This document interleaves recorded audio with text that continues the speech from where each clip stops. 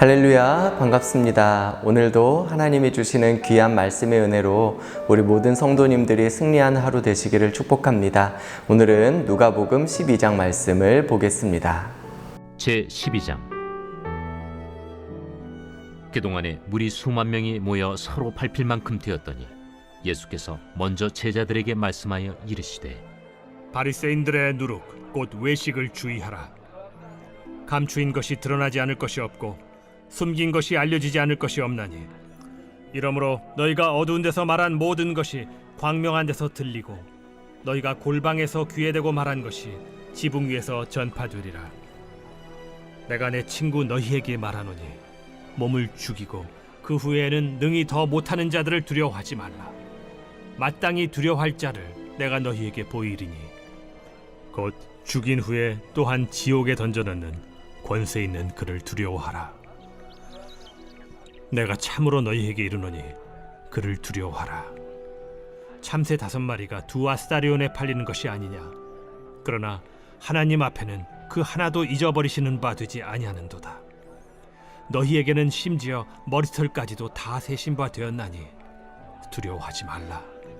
너희는 많은 참새보다 더 귀하니라. 내가 또한 너희에게 말하노니 누구든지 사람 앞에서 나를 시인하면 인자도 하나님의 사자들 앞에서 그를 시인할 것이요, 사람 앞에서 나를 부인하는 자는 하나님의 사자들 앞에서 부인을 당하리라. 누구든지 말로 인자를 거역하면 사하심을 받으려니와 성령을 모독하는 자는 사하심을 받지 못하리라. 사람이 너희를 회당이나 위정자나 권세 있는 자 앞에 끌고 가거든 어떻게 무엇으로 대답하며 무엇으로 말할까 염려하지 말라. 마땅히 할 말을 성령이 곧 그때 너희에게 가르치시리라. 무리 중에 한 사람이 이르되, 선생님, 내 형을 명하여 유산을 나와 나누게 하소서. 이 사람아, 누가 나를 너희의 재판장이나 물건 나누는 자로 세웠느냐 하시고 그들에게 이르시되, 삼가 모든 탐심을 물리치라. 사람의 생명이 그 소유의 넉넉한 데에 있지 아니하니라. 또 비유로 그들에게 말하여 이르시되, 한 부자가 그 밭에 소출이 풍성하매 심중에 생각하여 이르되 내가 곡식 쌓아둘 곳이 없으니 어찌할까 하고, 또 이르되 내가 이렇게 하리라. 내 곡간을 헐고 더 크게 짓고 내 모든 곡식과 물건을 거기 쌓아두리라. 또 내가 내 영혼에게 이르되 영혼아, 여러 해 쓸 물건을 많이 쌓아두었으니 평안히 쉬고 먹고 마시고 즐거워하자 하리라 하되, 하나님은 이르시되 어리석은 자여, 오늘 밤에 내 영혼을 도로 찾으리니 그러면 내 준비한 것이 누구의 것이 되겠느냐 하셨으니, 자기를 위하여 재물을 쌓아두고 하나님께 대하여 부요하지 못한 자가 이와 같으니라. 또 제자들에게 이르시되, 그러므로 내가 너희에게 이르노니 너희 목숨을 위하여 무엇을 먹을까, 몸을 위하여 무엇을 입을까 염려하지 말라. 목숨이 음식보다 중하고 몸이 의복보다 중하니라. 까마귀를 생각하라. 심지도 아니하고 거두지도 아니하며 골방도 없고 창고도 없으되 하나님이 기르시나니 너희는 새보다 얼마나 더 귀하냐. 또 너희 중에 누가 염려함으로 그 키를 한 자라도 더할 수 있느냐. 그런즉 가장 작은 일도 하지 못하면서 어찌 다른 일들을 염려하느냐. 백합화를 생각하여 보라. 실도 만들지 않고 짜지도 아니하느니라. 그러나 내가 너희에게 말하노니 솔로몬의 모든 영광으로도 입은 것이 이 꽃 하나만큼 훌륭하지 못하였느니라. 오늘 있다가 내일 아궁이에 던져지는 들풀도 하나님이 이렇게 입히시거든 하물며 너희일까 보냐. 믿음이 작은 자들아, 너희는 무엇을 먹을까 무엇을 마실까 하여 구하지 말며 근심하지도 말라. 이 모든 것은 세상 백성들이 구하는 것이라. 너희 아버지께서는 이런 것이 너희에게 있어야 할 것을 아시느니라. 다만 너희는 그의 나라를 구하라. 그리하면 이런 것들을 너희에게 더하시리라. 적은 무리여, 무서워 말라. 너희 아버지께서 그 나라를 너희에게 주시기를 기뻐하시느니라. 너희 소유를 팔아 구제하여 낡아지지 아니하는 배낭을 만들라. 곧 하늘에 둔 바 다함이 없는 보물이니 거기는 도둑도 가까이 하는 일이 없고 좀도 먹는 일이 없느니라. 너희 보물이 있는 곳에는 너희 마음도 있으리라. 허리에 띠를 띠고 등불을 켜고 서 있으라. 너희는 마치 그 주인이 혼인집에서 돌아와 문을 두드리면 곧 열어주려고 기다리는 사람과 같이 되라. 주인이 와서 깨어있는 것을 보면 그 종들은 복이 있으리로다. 내가 진실로 너희에게 이르노니 주인이 띠를 띠고 그 종들을 자리에 앉히고 나와 수종들리라. 주인이 혹 2경에나 혹 3경에 이르러서도 종들이 그같이 하고 있는 것을 보면 그 종들은 복이 있으리로다. 너희도 아는 바니 집주인이 만일 도둑이 어느 때에 이를 줄 알았더라면 그 집을 뚫지 못하게 하였으리라. 그러므로 너희도 준비하고 있으라. 생각하지 않은 때에 인자가 오리라. 베드로가 여짜오되 주께서 이 비유를 우리에게 하심이니이까 모든 사람에게 하심이니이까? 지혜 있고 진실한 청지기가 되어 주인에게 그 집 종들을 맡아 때를 따라 양식을 나누어 줄 자가 누구냐? 주인이 이를 때에 그 종이 그렇게 하는 것을 보면 그 종은 복이 있으리로다. 내가 참으로 너희에게 이르노니 주인이 그 모든 소유를 그에게 맡기리라. 만일 그 종이 마음에 생각하기를 주인이 더디 오리라 하여 남녀 종들을 때리며 먹고 마시고 취하게 되면 생각하지 않은 날 알지 못하는 시각에 그 종의 주인이 이르러 엄히 때리고 신실하지 아니한 자의 받는 벌에 처하리니 주인의 뜻을 알고도 준비하지 아니하고 그 뜻대로 행하지 아니한 종은 많이 맞을 것이요 알지 못하고 맞을 일을 행한 종은 적게 맞으리라. 무릇 많이 받은 자에게는 많이 요구할 것이요 많이 맡은 자에게는 많이 달라 할 것이니라. 내가 불을 땅에 던지러 왔노니 이 불이 이미 붙었으면 내가 무엇을 원하리요? 나는 받을 세례가 있으니 그것이 이루어지기까지 나의 답답함이 어떠하겠느냐? 내가 세상에 화평을 주려고 온 줄로 아느냐? 내가 너희에게 이르노니 아니라 도리어 분쟁하게 하려 함이로라. 이후부터 한 집에 5사람이 있어 분쟁하되 셋이 둘과 둘이 셋과 하리니 아버지가 아들과 아들이 아버지와 어머니가 딸과 딸이 어머니와 시어머니가 며느리와 며느리가 시어머니와 분쟁하리라. 또 무리에게 이르시되 너희가 구름이 서쪽에서 이는 것을 보면 곧 말하기를 소나기가 오리라 하나니 과연 그러하고 남풍이 부는 것을 보면 말하기를 심히 더우리라 하나니 과연 그러하니라. 외식하는 자여, 너희가 천지의 기상은 분간할 줄 알면서 어찌 이 시대는 분간하지 못하느냐? 또 어찌하여 옳은 것을 스스로 판단하지 아니하느냐? 내가 너를 고발하는 자와 함께 법관에게 갈 때 길에서 화해하기를 힘쓰라. 그가 너를 재판장에게 끌어가고 재판장이 너를 옥졸에게 넘겨주어 옥졸이 옥에 가둘까 염려하라. 내게 이르노니 한 푼이라도 남김이 없이 갚지 아니하고서는 결코 거기서 나오지 못하리라.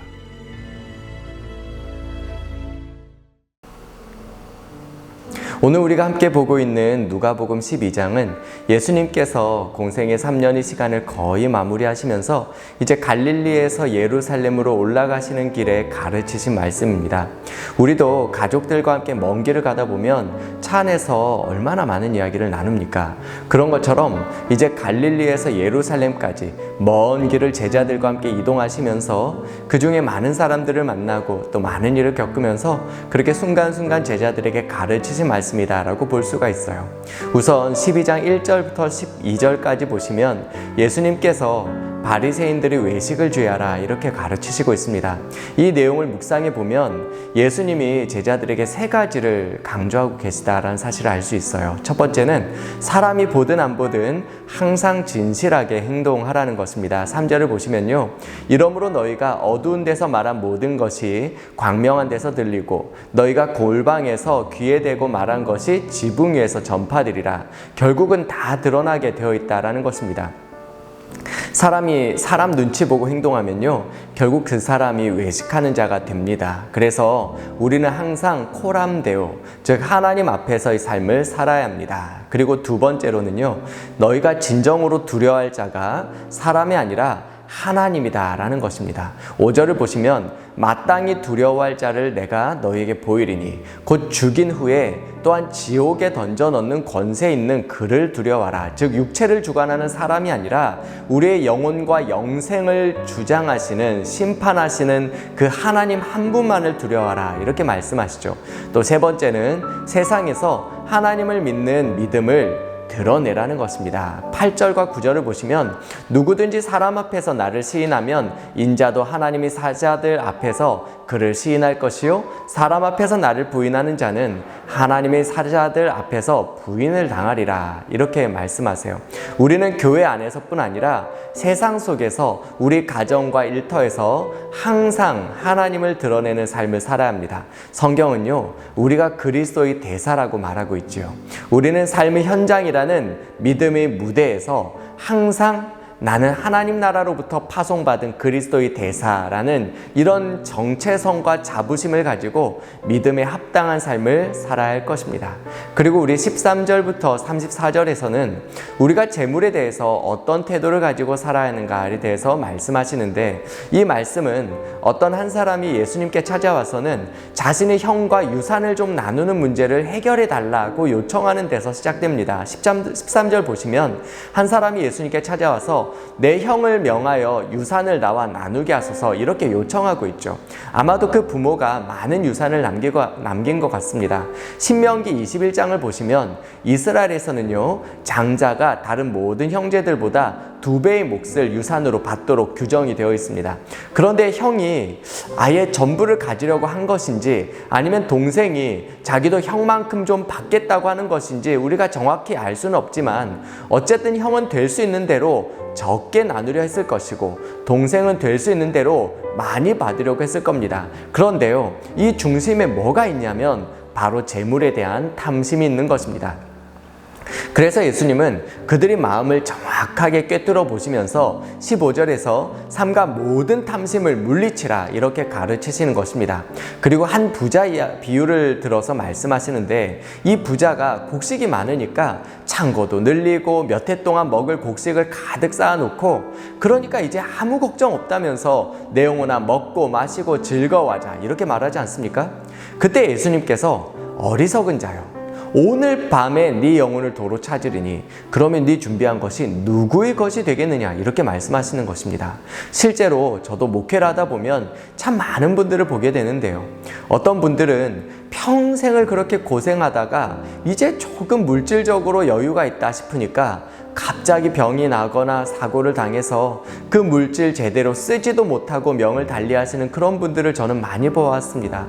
그런 것들을 보면서 정말 내 목숨도 내 것도 아무것도 나의 것이라고 주장할 수가 없다는 것입니다. 내게 있는 것 중에서 내 것이라고 자랑할 수 있는 것이 하나도 없다는 사실을 고백하게 돼요. 사랑하는 여러분, 우리 모든 것이 사실은 다 하나님께 달려있는 줄 믿으시기 바랍니다. 우리는요, 하나님이 허락하신 은혜의 울타리 안에서만 살기도 하고 누리기도 하는 거예요. 그러니까 남들보다 조금 더 가졌다고 자랑하지 말고, 또 남들보다 조금 덜 가졌다고 낙심하지 말고, 우리 모두가 늘 하나님의 은혜 안에서 항상 주님의 복락을 누리며 살기를 우리 주님의 이름으로 축복합니다. 그래서 22절부터 보시면요, 예수님께서 너희들은 염려하지 마라, 저 까마귀를 보고 또 공중의 새를 보라, 저런 미물들도 하나님께서 다 먹이시고 기르신다. 백합화를 보라, 들풀을 보라, 하나님이 다 먹이시고 입히신다. 하물며 너희일까 보냐 이렇게 말씀하시죠. 실제로 우리가 여러분 집에서 아이들 키우는데 우리 어린 아이들이 집 경제 문제를 놓고 고민하면 여러분 뭐라고 말하겠습니까? 그건 부모가 고민할 문제고, 너는 네 할 일 잘하면 돼, 너는 공부만 열심히 하면 돼, 여러분 그렇게 말하지 않겠습니까? 그러니까 주님도 우리에게 너희는 그의 나라를 구하라, 그리하면 내가 너에게 이 모든 것들을 더해 주겠다 약속하시는 것입니다. 자, 그리고 35절부터 보시면 주님께서 우리에게 늘 영적으로 깨어 있어야 할 것에 대해서 말씀하시는데, 그 이유는 주님이 언제 오실지 알 수가 없기 때문입니다. 여기서 주님께서 강조하시는 표현이 뭐냐면, 생각하지 못한 날, 생각하지 못한 시간에 인자가 오신다라는 것입니다. 물론 여기서 주님이 1차적으로 말씀하시는 것은 종말론적인 재림의 날에 관한 것입니다. 여러분, 우리 주님 반드시 다시 오십니다. 할렐루야. 여러분, 살아계신 우리 예수님은요, 성경에 말씀하신 그대로 구름을 타고 반드시 이 땅 가운데 도적같이 다시 오실 것입니다. 그러나 여러분, 이 말씀을 우리는 조금 더 확대해서 해석할 수 있는데요, 그것은 하나님의 역사하시는 그 시간표를 우리가 알 수가 없다는 것입니다. 그리고 성경을 보면 언제나 하나님의 역사하시는 시간표는 도적같이 갑자기 찾아오는 경우가 참 많습니다. 요셉이 그랬고요, 다윗이 그랬습니다.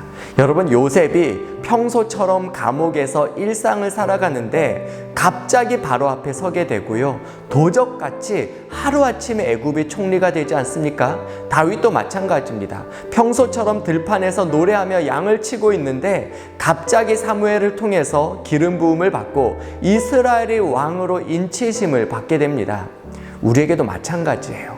주님께서 언제 어떻게 우리 삶에 오셔서 그분의 역사를 나타내실지 우리는 알 수가 없습니다. 하지만 주님의 날이 반드시 도적같이 올 것입니다. 그래서 우리는 항상 영적으로 깨어서 주님이 언제 오셔서 어떻게 일하시든 주님, 저는 준비되어 있습니다, 이렇게 고백할 수 있어야 한다는 거예요. 저는 우리 서울중앙교회 성도님들 모두가 하나님 앞에서 늘 영적으로 깨어 준비된 영혼들 되시기를 축복합니다.